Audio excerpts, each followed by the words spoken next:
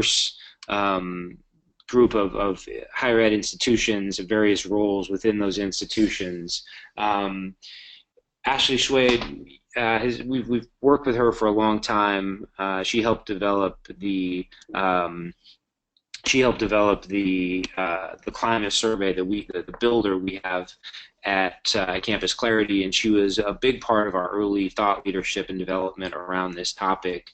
What we're finding, and the reason why it made so much sense for us today to have her back in to run this webinar, is that as we're working with more and more schools around this topic, we're finding that there's more and more complexity that was either expected or unexpected, but it's not as easy as, you know, we know that it's not as easy as putting together a SurveyMonkey survey for, you know, your local bake sale and sending it out and getting the results back, right? There's nuance, there's complexity, there's sensitivity. It's by no means an easy task, and Ashley has some really great and tremendous insights into how to approach that topic. Or not the topic, but the goal, and to really start with the goal in mind, or the end in mind, as it relates to the building out of an effective and successful campus climate survey program. We'll run up until the end of the hour, and so the flow of the day is that Ashley has a number of slides that she's going to be presenting. We'll certainly dive deeper on topics that we've seen come up with a number of campuses we're working with. So we want to contextualize this as much as possible, because we know that for many of you, the challenges are not unique, right? The challenges, there's some similarities and some common denominators to the problems that are being faced with campuses that are approaching a climate survey for the first time, or maybe not for the first time. With that, Ashley Schwedt, we're thrilled to have you. I always mispronounce your last name, so I apologize. I'm gonna for as long as we know each other, I'm always gonna stumble on that. Thank you so much for being here. Really excited, and I know that what you're going to present today is going to be awesome. So with that, the mic is yours. Great, thanks so much, Preston. I appreciate it. I'm always happy to be back working with this group of folks. So I just want to give a little bit of context into what brought me into the work of assessment and evaluation. When I was first out of undergrad, my first professional job was actually working with folks who were just about to be released from prison and doing assessment on the services that they were receiving and that they were going to be needing. And from there, I moved into higher ed, and literally moved into higher ed as a hall director, and was able to do assessment and evaluation with a huge student body population. And then took my work into coordinating bystander intervention efforts for all first-year students at the University of Michigan. And from there, I think my passion and excitement for assessment and evaluation and surveys, and really using them as tools that can benefit the student body, really bloomed. And so that's kind of what's brought me into this work. I just want to make a note really quickly before I move into the remainder of the slides that some of them might seem very text heavy. I just want to make sure that this presentation is accessible, so for folks who are deaf or hard of hearing, that the words that I'm saying are mostly on the screen as well. So don't feel the need to read through everything if you're able to hear me, because I will be saying most of those things also. So the way that we're going to do this is that you'll hear both Preston and I on the presentation. We've come up with some questions that we think many folks will have, and so we'll just talk through what those are. Awesome. So with that, let's get started with the compliance aspect. We certainly, the bulk of the day is not going to be around compliance, but I know for many of you that is a driver for the decision. And so we just want to relate that to and give some context to the conversation to get us started. So Ashley, with that, what do climate surveys have to do with compliance? That's a great question, and the answer, unfortunately, is that it just depends, because it depends on where your school is located, if you are under OCR review.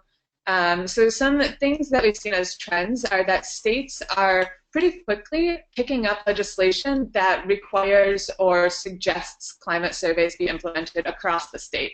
So Maryland, New York, and Washington all already require schools to administer surveys. Louisiana conditions that schools administer surveys depending on available funding. Massachusetts has pending legislation, and Ohio recently put out statewide recommendations that all schools should be administering climate surveys. And in their recommendations, one of the things that Ohio said was that campuses are asked to administer annual surveys to inform prevention strategies. I think that that statement says a lot, because I think that's kind of the question that started this journey for me, is how do climate surveys inform prevention? And so that's what we'll be moving into. Just a couple other things to note is that the OCR has required 14 different schools to conduct climate surveys based on their reviews or guidance or investigations. And in April 2014, when the OCR put out their Title IX FAQ, one of the things that they said was that climate surveys are a recommended best practice in the work of sexual assault prevention.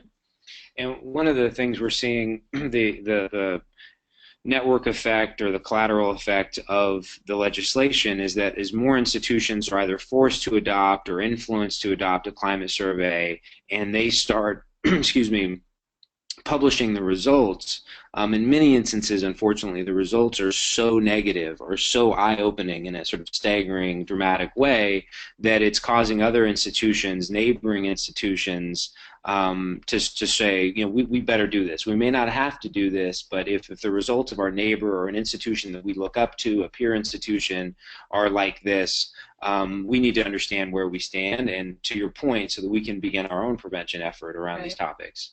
Definitely, definitely. And that's one of the things that I found also. I've talked to probably 50 different schools just during this calendar year, and every school is saying our trends are similar to the national trends, or we expect our trends to be similar to the national trends. And so it's interesting that across the board, we're seeing some really great data that's giving a lot of insight into what the experience for a college student is, no matter where they're going to school. And we know, of course, that it's not universal or it's not a blanket experience like that, but there are some things that we're finding aren't just school specific.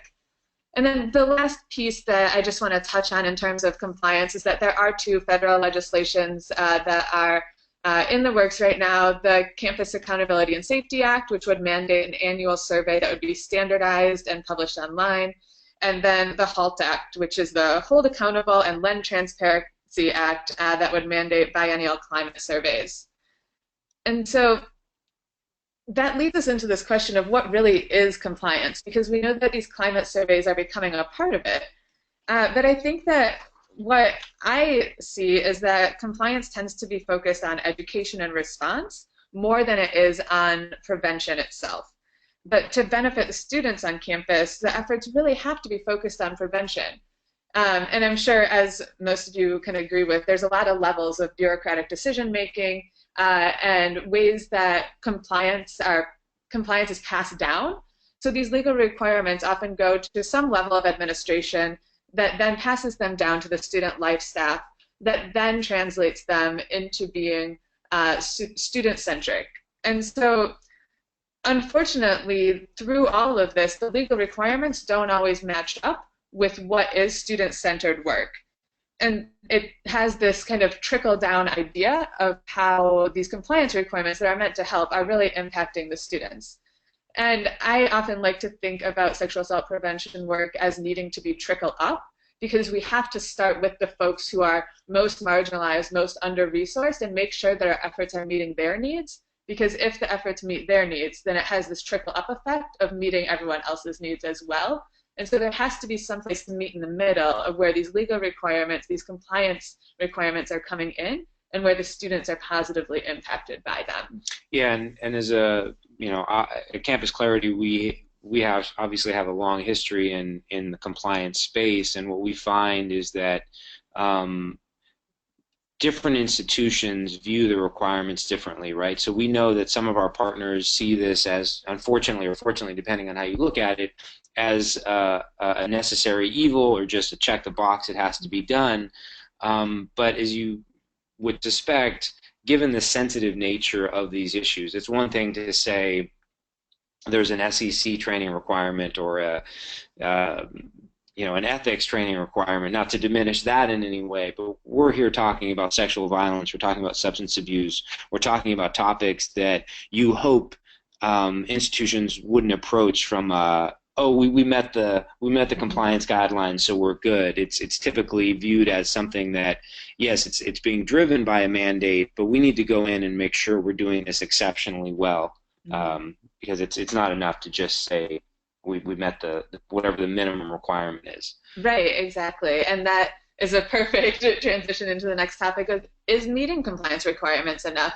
And I think, as you just heard, we wouldn't be here if it was. I think that hopefully everyone is joining us today because you want to do more than just meet compliance and just check that box. And so let's talk a little bit about what that means to actually go beyond compliance and some of the reasons that it's important. So Preston and I think, just talked about a couple things, but we know that the legal landscape is changing. Just last week, I had to add another bullet point to that last slide of states that require climate surveys because it's constantly changing. The other thing is that oftentimes the law is behind the times and it isn't student or survivor centered. So you saw that kind of trickle down effect, but how quickly do the needs of students kind of get up to the folks who are making those legal decisions and legal requirements? It's great that that requirements and compliance are coming in that are attempting to protect students, but we wouldn't have to do that if there weren't already this huge problem on campus. And so it's important that staff and faculty on campuses are really making sure to stay in touch with the needs of the students, to think about who your end user is, who are you serving, and hopefully that answer is the students on your campus. And so if that's the case, it's important to do more than just meet those compliance check boxes, but to really go beyond that. And my personal opinion is that climate surveys are a really great opportunity to have that kind of impact and to improve the campus experience for students.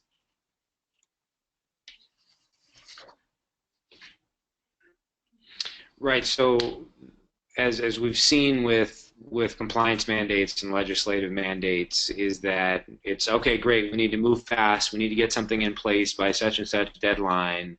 But the problem is as we've been talking about, it's okay, we have to do it. We have to do it by this timeline, and Mm-hmm. the last thing we want to do is not do a good job. Right. Right? Because the reason why we're on the webinar today, the reason why these topics matter is that we want to do it right. We want to take it seriously, but budgets are short, timelines are short. We all have full-time jobs that we probably have 3 full-time jobs each. And for those of you on the call, I'm sure you can relate. I'm sure you all are doing 4 jobs at a time, and now there's this other one. And so when we talk about what's the best use of your time and the staff's time, what we're really saying is, how do you maximize this experience, and how do you ensure the best deployment and measuring and ultimate program adaptation from a climate survey in a way that's efficient and well prioritized among all the other responsibilities we have. Right, absolutely. And I think that one of the challenges is that climate surveys are often not just one person's decision from start to finish. There are many folks who are going to be involved, who are going to be stakeholders in the implementation of climate surveys.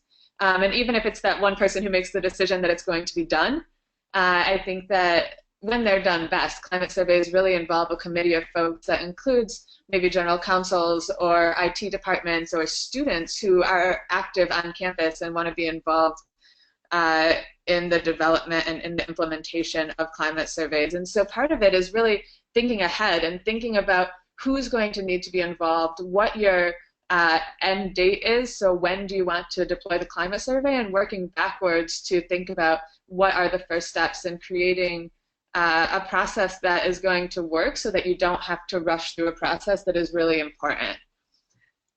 The other way to help yourselves is that there are a lot of tools out there already that can really help with best practices around climate surveys, with developing questions around climate surveys. And I think that some campuses are able to spend the money and buy a climate survey, buy the questions, have it implemented, and just have a third party do all of that for them. The reality is that that isn't the reality for everyone. And so there are a lot of tools out there that have developed questions that you can use. And so I created short links for each of these so that you're able to access them or bookmark them if you want to. But I think that you have many options. One is to pull questions and put them in your own platform. One is to use a platform and develop questions and put them into that. And so thinking about what your budget is for this, how you can best use it, and how you can make sure that your questions are meeting the needs of your campus.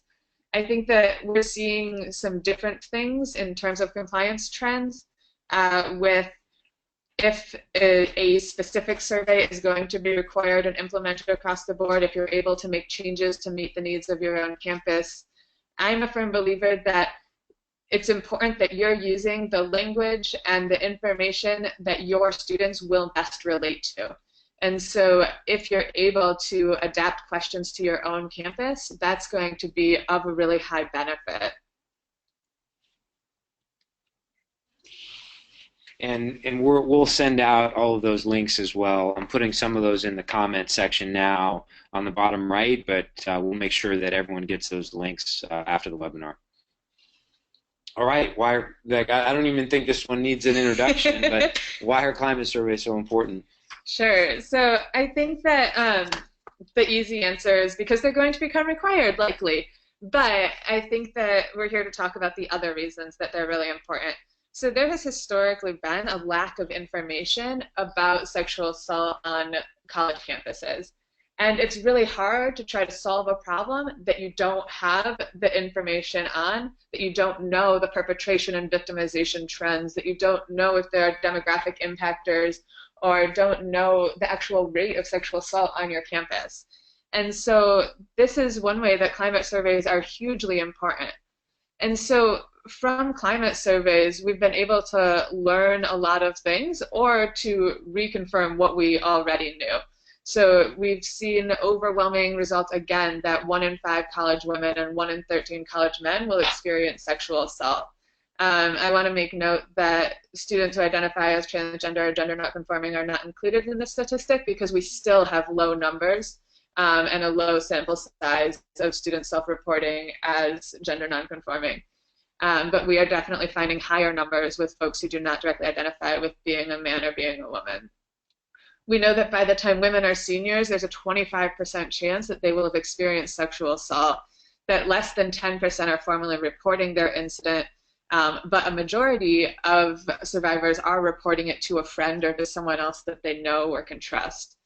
And that we're also seeing that every campus is different and has different trends. Despite some of these blanket statistics that we're finding across the board, every campus is unique in different ways, whether it be with how students perceive the response and processes on campus, or with the incidence of sexual harassment on campuses, with how alcohol is involved. Every campus is different, and it's important to note this, that while the trends of these big statistics are consistent, there are things that at every unique campus, and that's why it's important to do climate surveys on a campus level. So another way to look at that is it's not enough for your campus to look at national statistics and say, well, we have a national epidemic here, so let's approach the campus in a broad way. It's really understanding that different student populations function differently, different campuses, different regions of the country, different. There's all these different implications, and so you really want to know what's going on your campus specifically. Absolutely, absolutely. And I think something that I've heard talking to folks lately is a lot about the reasons students aren't reporting, specifically on small campuses versus large campuses. How people perceive their sense of community on that campus really impacts a lot around student reporting of sexual assault. And so that's just one example of how different campuses are going to have unique trends that are going to impact them differently. Actually, we were recently working with a campus that approached us to deliver their climate survey, and when we were diving into sort of the use case on why they wanted to use us, what came up that stems from the comment you just made was that they actually felt that if it didn't come from a third party, that there was going to be some distrust in the anonymity, there was going to be some distrust in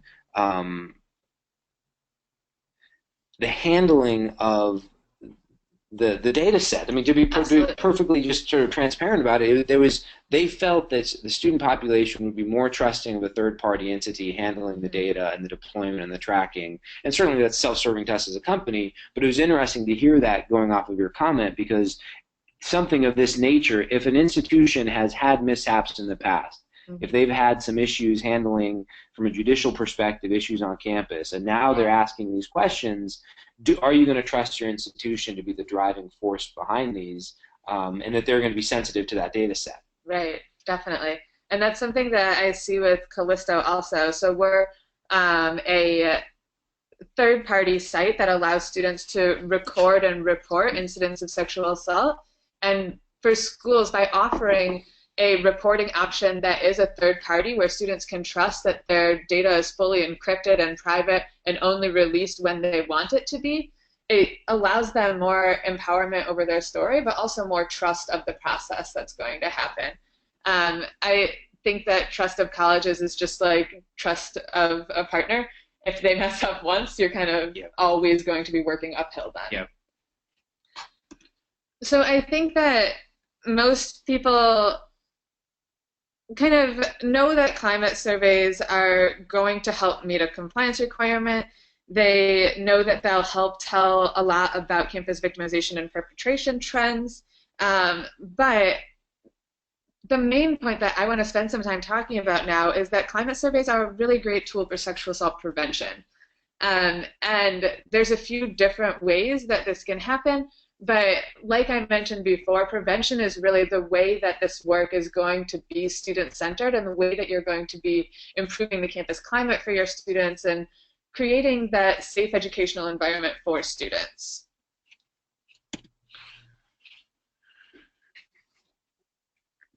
What do you mean by prevention? How do climate surveys prevent sexual assault on campus? I think that this question is interesting because as an organization, um, as both Callisto and Campus Clarity, that's dedicated to the prevention and education around sexual assault and sexual Mm-hmm. violence. Um, the implication, like it's not always obvious, Yeah, especially for those definitely. who aren't steeped in survey understanding and the implications of how surveys can tie into education initiatives. It really is a good question because I think the underlying theme of today's event in this webinar is not to say, hey, this is how this is the time of day you should be sending the webinar or the survey. It's more about what are the implications of this and Mm-hmm. how is the survey itself teaching Right. and used as a teaching educational vehicle. So with that, yeah, I think this, I love your perspective on this question. Great. So, as a social worker, we have a similar perspective on prevention as sexual health and public health fields, that there are three different types of prevention. So, there's primary prevention, which is, I think, what folks think about as the only type of prevention a lot of times. So, it addresses a problem before it occurs. Um, right? That's prevention. Right. But there's these other two types of prevention also that are really important. So secondary prevention deals with the immediate effects of a problem, and tertiary prevention manages the long-term effects of a problem. So these three types of prevention started out of public health and in the idea of diseases. So addressing a disease before someone gets it, thinking about how to manage the immediate effects of a disease, and then working with the population on whole to kind of manage the long term and impact of the diseases that are occurring. But I want to take these three types of prevention and apply them to sexual assault and to using climate surveys to meet these three different types of prevention categories. So we're going to start with primary prevention. Primary prevention, like I mentioned, addresses sexual violence before it happens.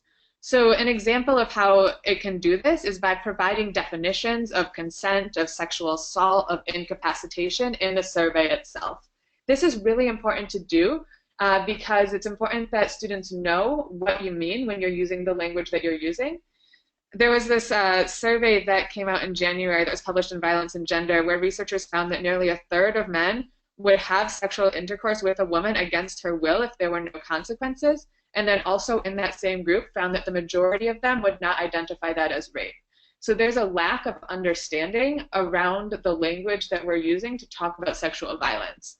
And so it's really important that we're educating people on what this terminology means. And that in itself is a form of prevention. It's kind of sad to say that, but despite like the rape culture and the ideas of gender expectations and power and all these other systemic dynamics that play into the epidemic, at the end of the day, there are people who don't even know what the problem itself is and what the actions are that are playing into that. And so climate surveys have a really great opportunity of educating and re-educating folks about what sexual assault is, what rape is, what incapacitation is, what consent is, all these terms that are required to be defined for students as well. But climate surveys are another really great opportunity to do that. So secondary prevention, dealing with the immediate effects of sexual violence.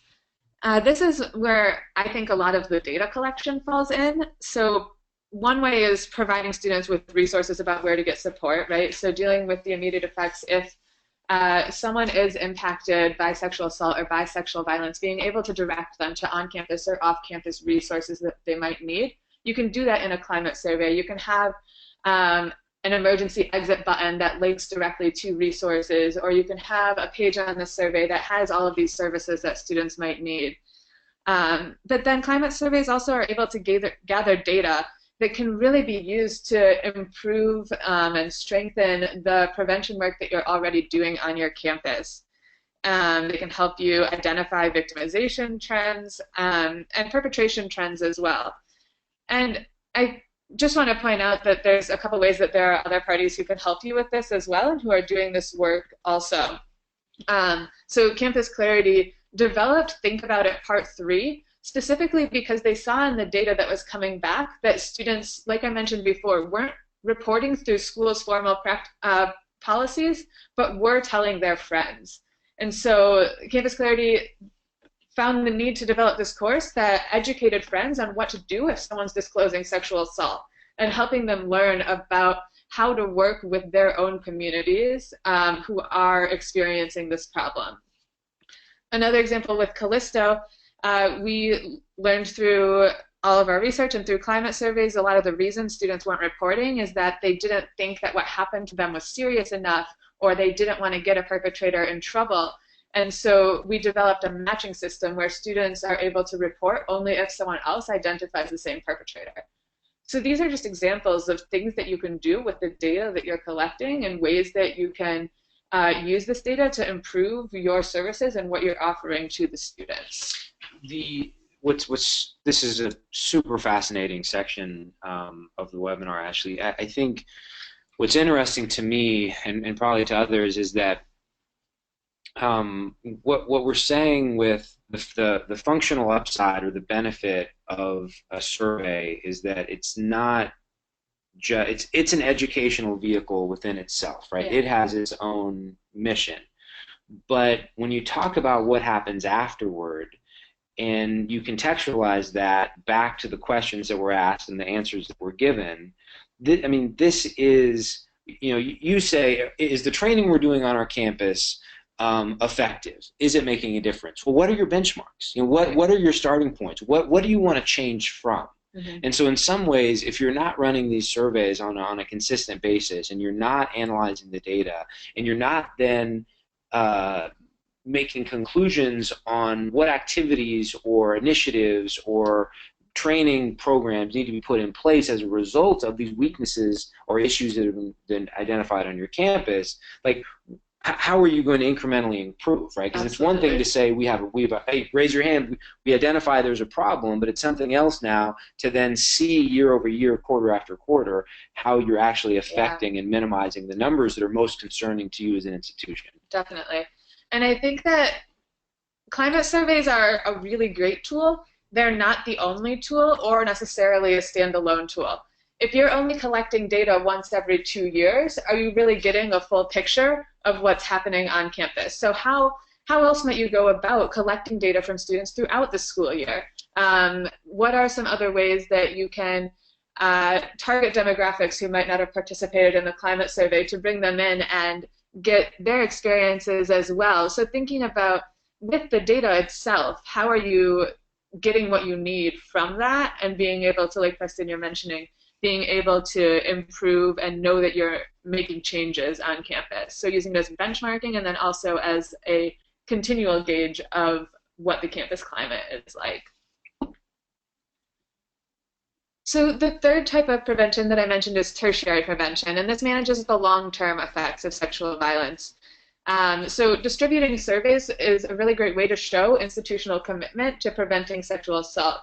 We started talking about this a little bit already, but thinking about how students are trusting the institution or not trusting the institution, addressing the campus climate that exists, and saying that we as a school are doing work, we're putting our resources into making sure that students are having a good experience on this campus. I think climate surveys are a really great tool to show that institutional commitment if done well. And that's kind of where the sticking point comes in. If they're not done carefully and intentionally, they can add another layer of distrust for students. And so we're going to spend some time just talking about some best practices with tertiary prevention. Because like Preston mentioned before, as many campuses unfortunately know, one mishandling of an incident or one act that kind of sets students back a little bit or makes them take a step back and think about things and wonder if they really do trust their institution can change things for a long time. Yeah, and so let me just make one comment on this. I think just at sort of the sociological level, right? Mm-hmm. The impact it has and the message it sends to people when we ask smart, empathetic questions, Mm-hmm. it changes the context of the conversation, right? Right. Someone who was disengaged becomes engaged. Someone who was doubtful suddenly wakes up and says, wait a minute, someone is asking me a question that is well crafted and is contextualized against an experience that shows their commitment. Oh, but by the way, there's one huge problem here. If you've asked that question and they've given you a heartfelt, sincere answer and then you don't follow up and it doesn't materialize into anything else, then to your point, it ends up just breeding more mistrust. Because now it's like, you kind of baited me into this, right? You got me to reveal some things. My hunch or my assumption was that this was for the better good, that this was going to turn into something else for our institution. Mm-hmm. And so let's just put it out there. Your commitment to a quality climate survey is entering you down a path that you must stay on and you must finish. Right? It is not. Definitely. This is not the beginning and the end. This is the beginning. Yeah. And you have to be committed all the way through on this. Yeah, absolutely. That's a great point. And I think that we've seen in the news, I've seen quite a bit of talk about schools who aren't publishing their climate survey data or seeming like they're trying to hide information, which as administrators, I'm sure you know that that's never the intention or the goal is not to seem distrusting. But unfortunately, the intent is not always the same as the impact. And so the impact that might have on students might be increasing that level of distrust or just creating some distrust that didn't need to be there initially. Okay, tertiary prevention sounds really important, but kind of hard to grasp. What are some ways this can be done well? Sure. So I could sit here and say, just get students to trust you. Come on, let's just do it. But we know that it's not that simple, and it unfortunately will never be that simple. So there's some really specific ways that you can go about doing this within your climate survey that will be of huge benefit just to think about and to prioritize with your implementation. So the first thing that I want to talk about is being intentional with the language that you're using. And this is really broad and can touch on many different things. I think that, like we mentioned before, using words that, like rape, might not necessarily let students know exactly what you're talking about. And so you might have to specifically define the actions that you want to know about, which I think can be hard for students to receive, especially if you don't build up to that, if you don't warn them that that's what they're going to be asked about. And so I saw on a campus that I was working at a lot of student outcry because one of the very first questions that was asked in the climate survey was asking about very specific actions using pretty explicit language. And while the intention was to make sure that they were getting accurate data, the impact on students was that they were really caught off guard, that they were triggered, that they were challenged by the questions that were being asked. And so it's really important to think about it. And this is a really great way also to bring students into the development of the survey. So once you have the questions that you know you want to ask, that you know you want to get data back on, trying it out with students and seeing how they respond before you actually implement the survey on a large level to see if students are reacting well to the questions that you're asking. Another way that this comes into play is with the demographic questions that you're asking, making sure that you're giving the demographic options that students on your campus would relate to. We saw this with one of the initial climate surveys that was implemented on a large level only had 3 gender options, and it had man, woman, or other. And asking students to identify as other can be really off-putting. And so thinking about the questions that you're asking, even if it means clumping your data later on, I think that it's an important sacrifice to make for getting students to continue with the survey. And I think that this ties right along with language, is testing out subject lines of your emails, of your reminder emails. I think that what a lot of surveys have found is that students aren't even opening the survey itself. They get the email and then they just delete it. And so what can your subject line be that will be that hook for students? So being specific enough so that they know what the survey is about, being inviting so that they want to click on the survey and open it. If you're going to give a long definition of what that survey is, do you want it in the email body or do you want it on the first page of the survey so once students are already in it? These are just things that are really important to think about in the implementation of the survey itself. Subject lines are also a really great opportunity to do demographic tests with. If you've been using one header or title and you're missing out on a big demographic of students, how can you change that to try to grab other students and bring in a more diverse and representative sample of your respondents? Yeah, a couple things here. So obviously we've been, as soon as you start getting into the realm of subject lines, you're suddenly very tactical, right? It's there's not much to intellectualize, or maybe there is, but it certainly feels it's on a much different plateau or realm than sort of the broader tertiary issues, right? I mean, this is, will people open the email? But I think it's super relevant because if no one completes this, and email is the primary vehicle, which I think that it should be, because that's the fastest, most efficient way to reach your student population, and you no doubt understand to some degree the volume of emails your students are receiving, not only from the outside world, not only from Amazon, but also from your institution, from faculty, from staff, from dean of students, etc. The second piece, which I think all of you probably understand, but I just don't want to skip past it, is that unlike a Campus Save Act training program, where there's a one-to-one relationship where you know that, John Smith finished the training on such and such date, the anonymity component, which is going to be persistent throughout and is integral to the integrity of the climate survey, means that you're not going to be able to, with specificity, target individuals. You can certainly, like as Ashley mentioned, you can certainly use different subject line language to approach different audiences, but the fact is, the subject line matters a great deal. The time of send matters a great deal. These other things we'll talk about matter a great deal because you're not going to be able to put the same type of leverage that you would when it's not anonymous. Yeah, definitely. And I think that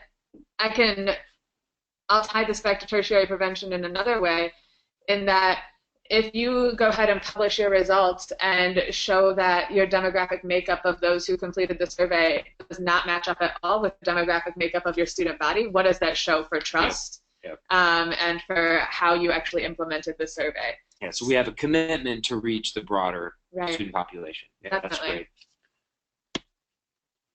So another thing to think about is drop-off rates and where people are dropping off. So no matter how many times you think and rethink survey questions, and no matter how many people or experts you trust to look at them, there could be that one question that a lot of students are dropping off at. So thinking about if you're able to tell when this happens with your climate survey tool is really important. Uh, I was just speaking with Eitan, who he heads up our product over here at CampusClarity, and he was sharing that there was someone he was speaking with who said that on one question there was a 50% drop-off rate, that half of the students were leaving the survey when they reached one specific question. And so if this is happening, this is a great opportunity to think about what you could do to change that question. Maybe you're asking specifics about the actions of sexual violence too soon in the survey. You haven't built up that rapport with the students yet. And so I think what we're finding is that there is a best practice of the order that you section the survey. So asking questions about demographics, about perceptions of the school climate, doing those things before you start asking about actual incidents of sexual assault is really important. But then if asking about incidents of sexual assault is what's most important for you to collect data on, not waiting too long, because there might be students who do drop off depending on the length of the survey as well. And so it's really important to try to do a test of students before sending out the campus-wide survey, and even to be able to edit the survey in the middle if you're finding that many, many students are dropping off at a certain point. Yeah, I think this is where people start pulling their hair out, right? Because Yeah. because they're saying, okay, Ashley, I get it. We need to send it at the right time. We need to segment the populations. We need to obsess over the questions that we ask. Oh, and by the way, the order and the wording of the questions matter Yeah, a great deal, because definitely. if the drop-off rate is too high, again, we're back to the same problem. We're not getting a sample size that's large enough for us to take action on. And I hate to say it, but it's even more complicated than that, because what if there's a certain demographic that's dropping off at one question?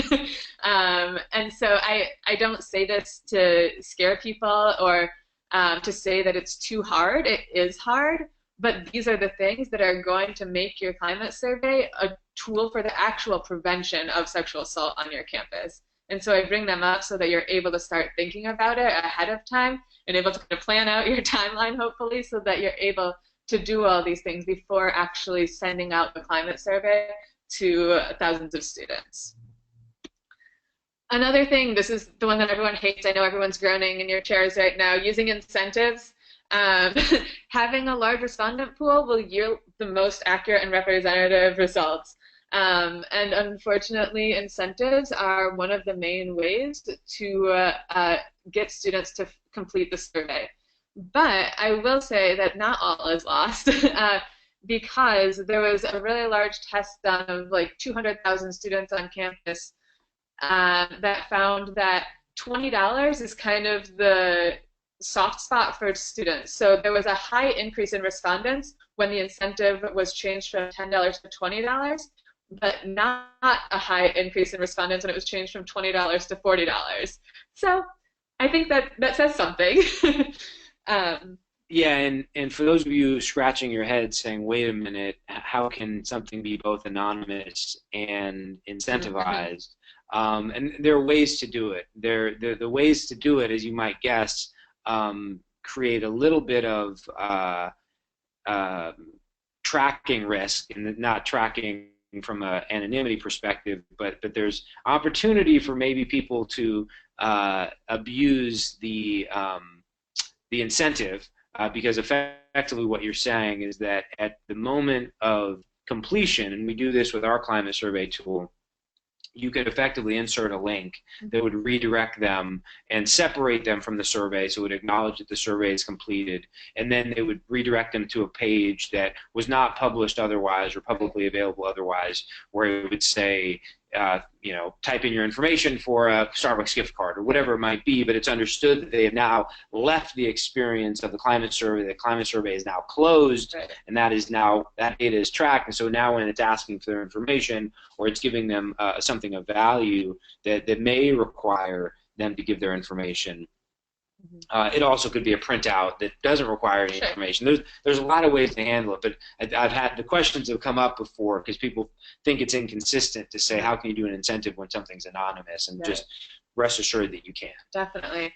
And I think that talking about incentives also uh, brings up again the importance of testing, because you'll need to know how long it should take someone to complete the survey and how little time you want to kind of not count someone's results in anymore. So testing how long it takes for someone to just click through and select A on all of the options for the purpose of the incentive, maybe that's fine and you're going to be like, whatever, you can have the incentive, but that's probably not fine for including those results in your data at the end of the day.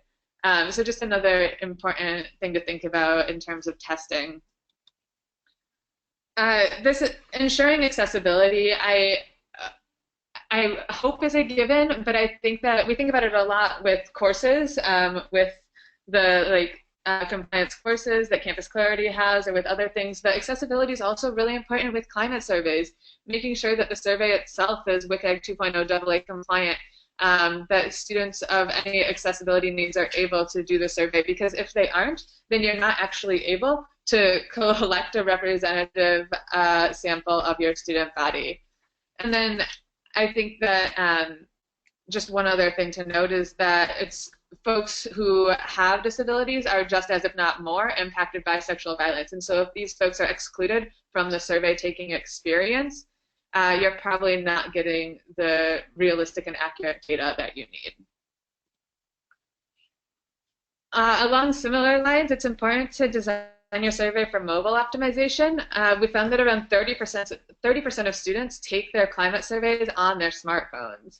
And so making sure that the survey can be taken and looks good on a smartphone or on a tablet is especially important, I want to point out, for low-income students who may not own their own personal computer. I think that not everyone will want to go to a library or another public computer to be answering questions about sexual violence, and so it's important that they're able to take the survey on whatever kind of device they do have. Yeah, and unlike, for us, unlike a training experience where there are some big limitations with that, whether you use CampusClarity tool or you're using something else, Qualtrics, whatever it might be, like the expectation is that there's something that in particular is mobile friendly, or something that can certainly be accommodated on any type of device. Definitely, definitely. Another thing that this ties back to the beginning again of thinking about language, but including content warnings. I say content warnings because this is, I think a lot of people talk about trigger warnings, but to me, I don't want to warn someone that they could potentially be triggered. What I want to warn someone of is what the content of the survey actually is. So letting people know this ahead of time, making sure that they know what the survey will be asking them, and then thinking about whether or not you want to have some kind of emergency exit in the survey if someone is feeling like they're being re-traumatized or like they're being triggered from the content of the survey, so that way you can directly send those people to campus support services or to local support services. And this is just, tying it all back, this is a huge way to help build trust and allow students to feel safe answering the questions that you're asking that might be some of the most personal information that they'll be sharing with you throughout their college career. This could also be the first time that students are disclosing a sexual assault to anyone in the climate survey. And so it's important to think about the range of experiences that students could be having so that you're able to create a tool that will be supportive and trauma-informed for them. All right, and we want to be respectful of time, so we have about 9 more minutes. What are some takeaways you want people to leave with? Yes, just a couple. So I think that we've mentioned this throughout, but it is important to start with the end in mind, starting with your expectations and working backwards on how to meet them. So thinking about what are your ultimate goals. Is your goal to understand victimization trends? Is your goal to gather information about demographic experiences? I spoke with someone at NASPA that told me that using a climate survey was a really great way to prove to the administration that LGBT students existed and were experiencing sexual violence on her campus.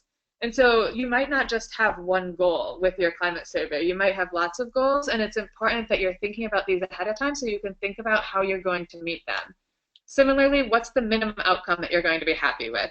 Whether that be with participation rates, with the number of respondents, with and number of respondents to one specific question.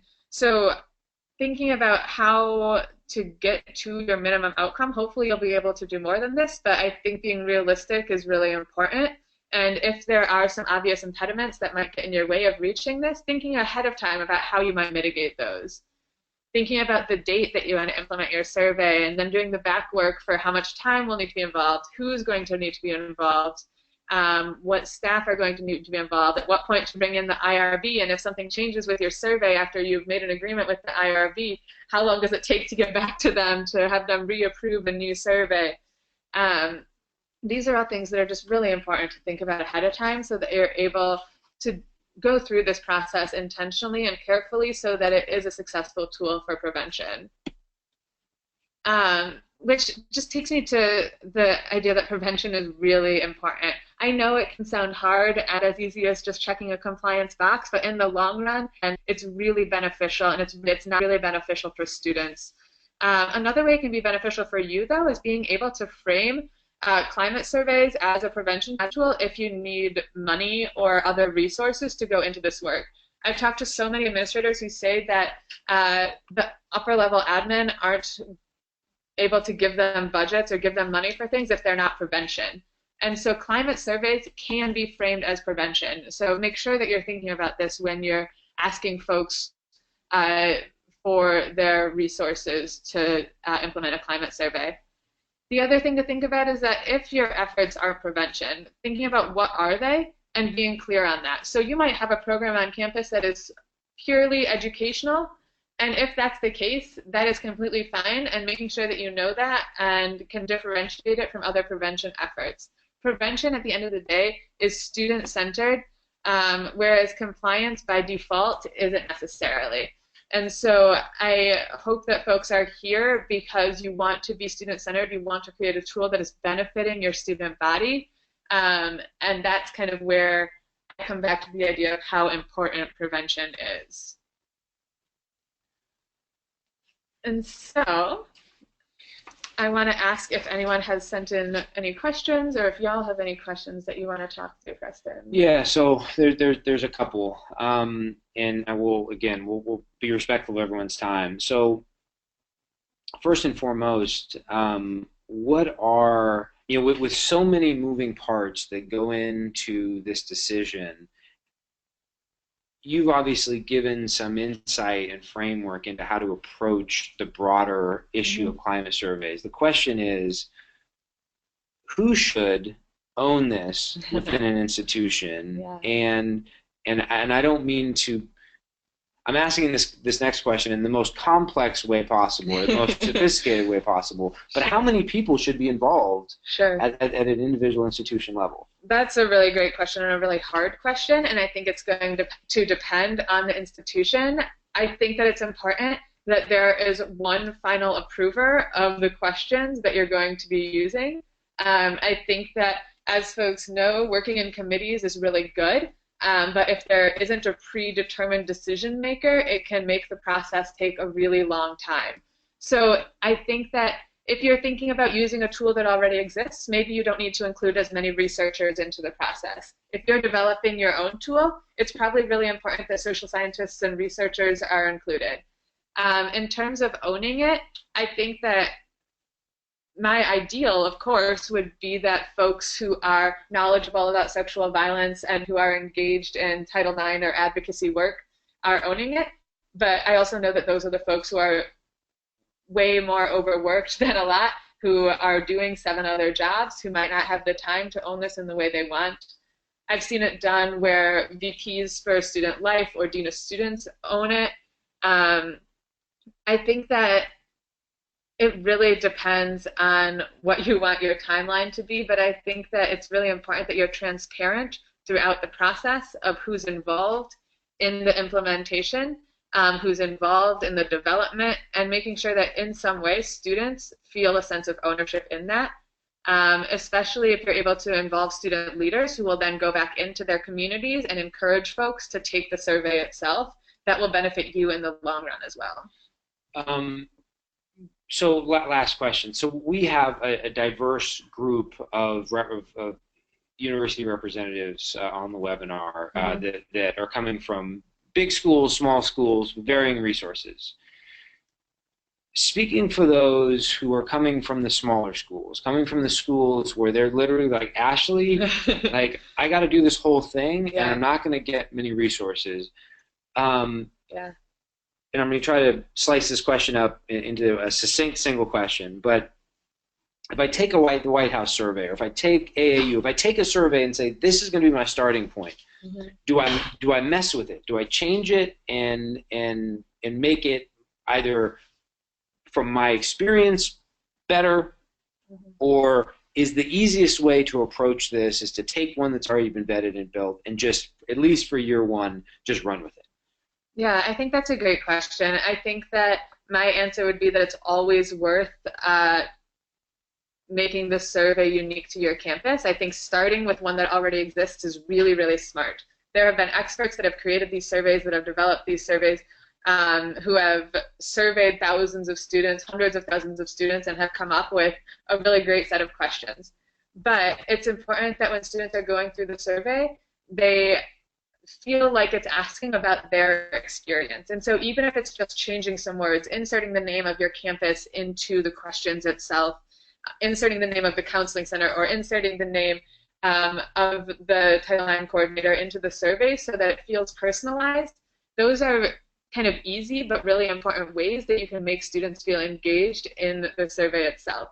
I think you can also involve a committee to do a question review and then have someone be the final decision maker of whether or not those reviews make it into the end survey. But I think that starting with one that exists is a really great idea, and just making some tweaks so that it best meets the needs of your campus is what I would encourage. That's great. I can say, Ashley, I've been doing webinars for a long time, and this is the first time where the same number of people who joined in the beginning are the same. Like, not a single person dropped off from this webinar, so I suspect that you did a very good job delivering value to them. You certainly did to me. Unless they all put me on mute and can't hear me anymore. Unless everyone has fallen asleep, which I suspect is not the case. So I want to give you an opportunity to sort of do your closing remarks. I'm going to put a copy of a climate survey tool video the Campus Clarity put together. It's in the chat box. It's on the bottom right. Ashley's information is on the screen. Reach out to her if you'd like to learn more about Callisto. If you'd like to learn more about Campus Clarity, we have a great new tool on the homepage. If you go to campusclarity.com, there's a button in the middle that says Demo. Click on it. Type in, I think we just need your name and email address. You enter what's called the Campus Clarity experience, and it talks about the climate survey, it talks about other tools. Definitely check it out. But I'll give the final words to you, Ashley. Thanks so much. Well, I just want to say thank you to everyone for joining me. My email is right up here. It's ashley@sexualhealthinnovations.org. If you have any questions about climate surveys, you want to talk through some things, please feel free to shoot me an email. This is something that I'm really passionate about. And so I'm always happy to talk to folks about the experience that you're having. If you're interested in other ways to prevent sexual assault on your campuses, please check out Callisto. You can visit us at www.projectcallisto.org, and our nonprofit is sexualhealthinnovations.org as well. So again, just thank you everyone for being here. Thank you, Preston, for having me, and everyone have a great rest of your Tuesday. Thank you, and we will be sending out a recording. Take care, everyone.